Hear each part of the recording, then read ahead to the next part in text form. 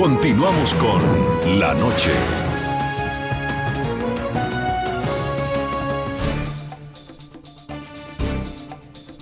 Aunque los jefes de Estado de Chile y Argentina no asistieron a la cumbre de UNASUR, no pasa desapercibida la tensión entre ambas naciones luego de la orden emitida en Buenos Aires por el Sistema Nacional de Aeropuertos para que la aerolínea chilena LAN desalojara su hangar en el aeroparque de la capital argentina.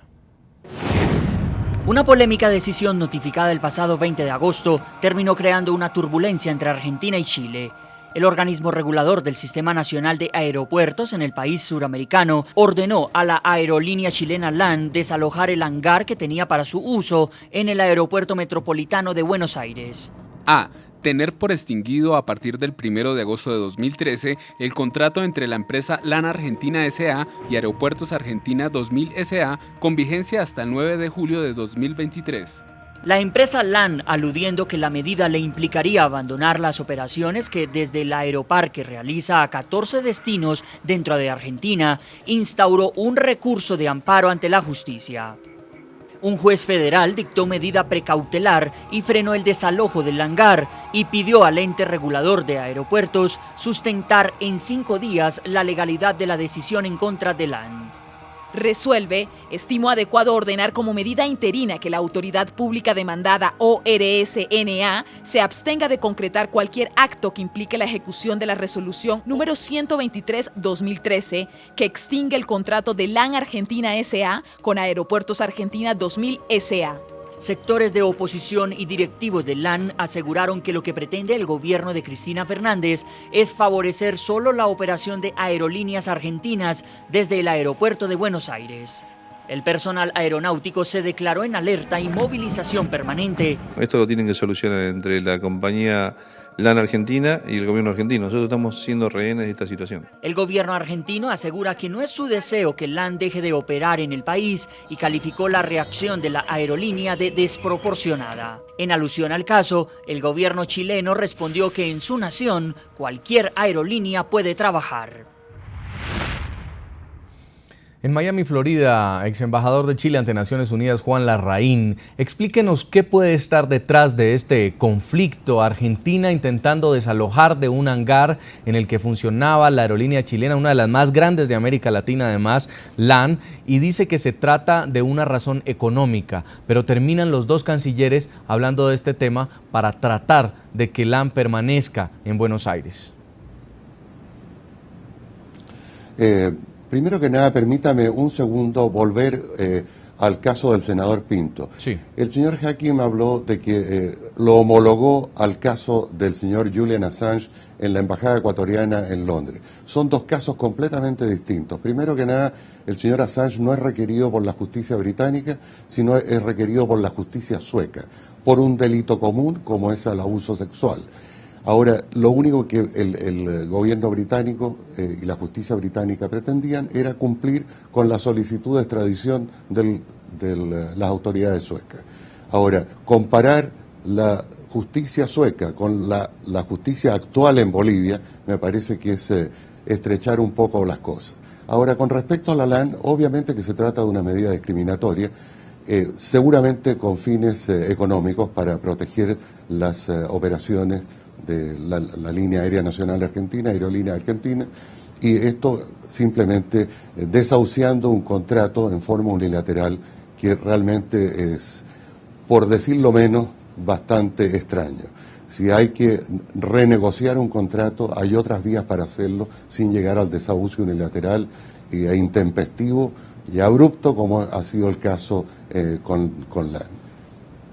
Señor Eduardo Gamarra, ¿usted cree que el gobierno de Argentina midió el costo político que podía tener el hecho de ordenar este desalojo de LAN en Buenos Aires debido a que ya pues no solo ha habido huelga de trabajadores, sino también una demanda formal y ya una medida precautelar? Bueno, mire, yo creo que este es un caso interesante y complejo, pero es un caso que todavía tiene varias etapas que seguir en el proceso judicial argentino. El hecho que hayan intervenido los dos países a tan alto nivel pues no solo lo ha politizado, sino que ha creado un conflicto que está siendo cubierto de esta manera por los medios. Yo creo que todavía es relativamente prematuro emitir un juicio.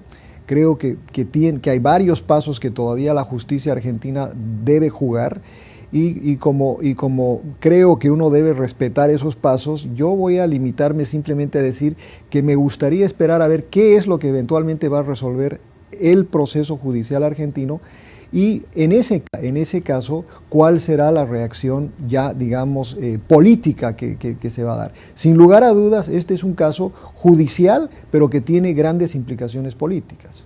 Señor Peter Hacking, en una suerte de ejemplo, el gobierno chileno hoy le ha dado la bienvenida a las aerolíneas argentinas a su país y le ha dicho que está en todo su derecho a la libre competencia. ¿Usted cree que entre estos dos países, Argentina y Chile, puede terminar acrecentándose el conflicto diplomático si se concreta el desalojo de LAN de ese hangar en Buenos Aires? Bueno, puede, yo no sé cómo va a resolver este conflicto, pero voy a decir con el gobierno y su política económica de Argentina no era nada inesperado.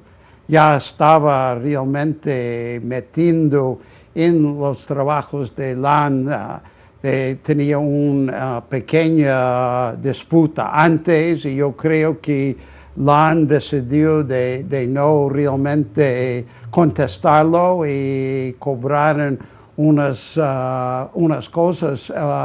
Y yo creo que ahora está aprovechando más. El gobierno de Argentina ha rompido contratos con el gobierno de Chile antes, con el caso de gas natural, de cortar la exportación, ha cortado con otras compañías, con los acreditadores. Yo creo que no es inesperado y yo creo que Argentina en este momento está peleando con media docena de países en conflictos de este estilo y con varios organismos internacionales también. Entonces es una cosa continua que es casi parte de su política económica ahora.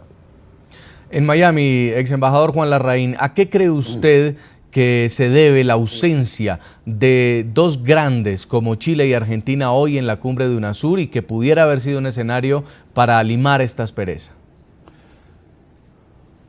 Mire, yo no creo que tenga ninguna implicancia política el hecho de que estos dos mandatarios no estén presentes en la cumbre. Habrán tenido sus razones de carácter interno, pero en todo caso han estado representados por los respectivos cancilleres, quienes se han reunido para discutir este y seguramente otros casos.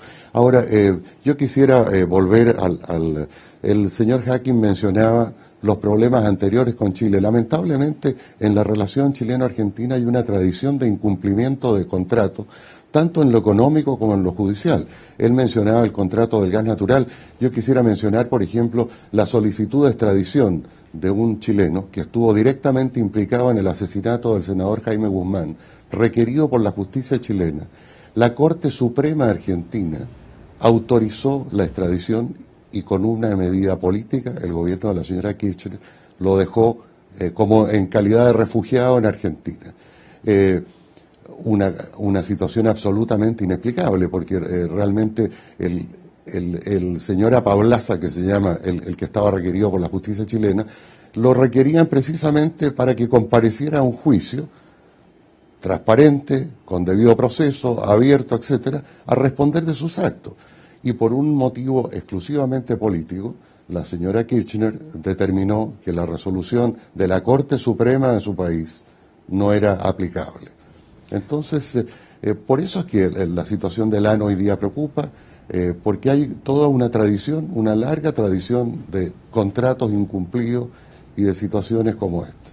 En Washington, señor Eduardo Gamarra, los líderes del Cono Sur ausentes en esta cumbre de UNASUR, ¿usted cree que los motivos pueden ser políticos? Mire, yo estoy de acuerdo con Juan Larraín. Primero que es muy difícil especular sobre qué es lo que causó la ausencia de ambos mandatarios. El hecho de que están los cancilleres y que estuvieron los cancilleres representando a los países me parece que es suficiente indicio de acá. No, esto no es un motivo para digamos, especular sobre digamos, un gran conflicto entre la Argentina y Chile. Y segundo, me parece que es importante decir que, volviendo al tema original de este programa, yo creo que UNASUR no es el ámbito para básicamente resolver lo que es un problema judicial entre una empresa, ¿no?, y el Poder Judicial en la Argentina, que tiene matices políticos sin duda. Pero el mismo embajador Larraín estaba mencionando un caso interesante. El Poder Judicial en la Argentina, en el caso que mencionó, tomó una decisión sobre que el gobierno argentino no acató. Dejemos en este caso, veamos qué es lo que va a hacer eventualmente la justicia argentina. Y sí tenemos que tener en consideración lo que también señaló el señor Hakim, que es muy interesante, que la Argentina tiene un gobierno con una política económica que no ha sido, digamos, muy amigable a empresas multinacionales y tiene varios conflictos que todavía no han sido resueltos y que ojalá que el caso de LAN no pase a ser uno más de estos y que en ese entonces sí pase a ser un problema serio político entre Chile y la Argentina. Señor Eduardo Gamarra, Argentina no hace parte de la Alianza Bolivariana para las Américas, sin embargo es un país muy amigo de Venezuela, un país muy amigo también de Ecuador, de Bolivia. ¿Considera usted que el ALBA se está convirtiendo en un bloque dominante dentro de UNASUR, al parecer que pudiera incluso manipular decisiones de toda la región? Mire, voy a quizás abstraerme un poco porque me parece que uno tiene que entender lo que yo dije al principio sobre UNASUR y sobre ALBA. Estos son dos entidades donde se habla mucho, digamos, tienen un valor simbólico, un valor político, es un lugar donde se enarbolan grandes declaraciones, se hacen grandes promesas de resolver el hambre, la pobreza del mundo y particularmente de la región, pero son dos mecanismos que son relativamente, digamos, insulsos. No son mecanismos que van a resolver los problemas de la región, no son digamos, organismos que verdaderamente van a tampoco resolver el problema de la pobreza en la región. Que sea el ALBA dominante o no, me parece realmente no muy importante ni interesante la pregunta. Yo creo que hay que analizar lo que está sucediendo en ese bloque. Me interesaría mucho más, por ejemplo, ver el papel de Petrocaribe en el Caribe, ¿no? El papel importante que ha jugado Petrocaribe en la resolución de problemas económicos en países como Haití, como República Dominicana, donde yo creo que acá no todo es blanco y negro. Hay cosas muy interesantes que ha hecho Petrocaribe en algunos países con serios problemas de desarrollo. Se lo pregunto, señor Gamarra, porque posiblemente la gran noticia que salga hoy de la cumbre pueda ser la firma de una resolución en contra de un ataque militar en Siria. Y ya ha sido este bloque justamente el que ha fijado su posición y el que está presionando que eso sea incluido en la declaración final. Claro, pero como decía el embajador Larraín al principio, que los países de Venezuela, Bolivia, los países bolivarianos, los países del ALBA, hagan semejante declaración, es absolutamente esperado. O sea, esto en mi opinión no es una gran noticia. Sabemos desde siempre, porque si uno ha seguido las declaraciones del presidente Morales o del presidente Maduro, desde un principio han sido muy críticos de lo que viene sucediendo en Siria. Y esa posición la han mantenido de manera constante, de manera que esto no es algo nuevo.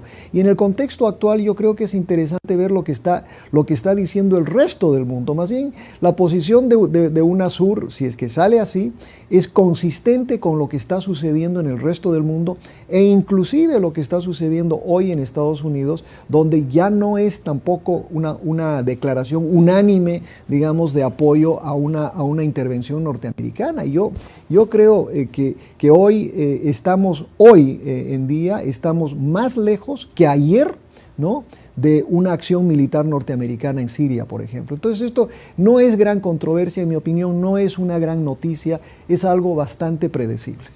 En la capital de los Estados Unidos, doctor Eduardo Gamarra, muchas gracias por habernos acompañado. Él es experto en ciencias políticas de la Universidad de Pittsburgh. Muy amable por su tiempo al programa La Noche. Al contrario, muy amable.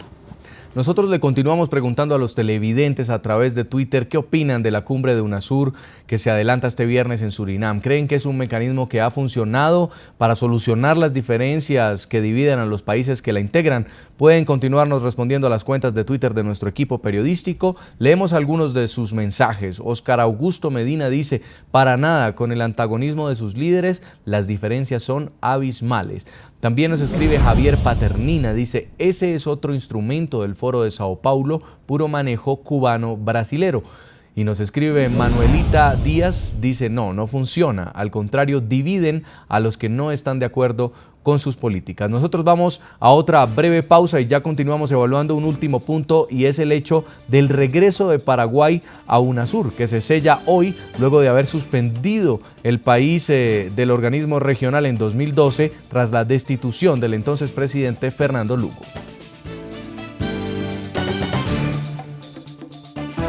Ya regresamos con La Noche.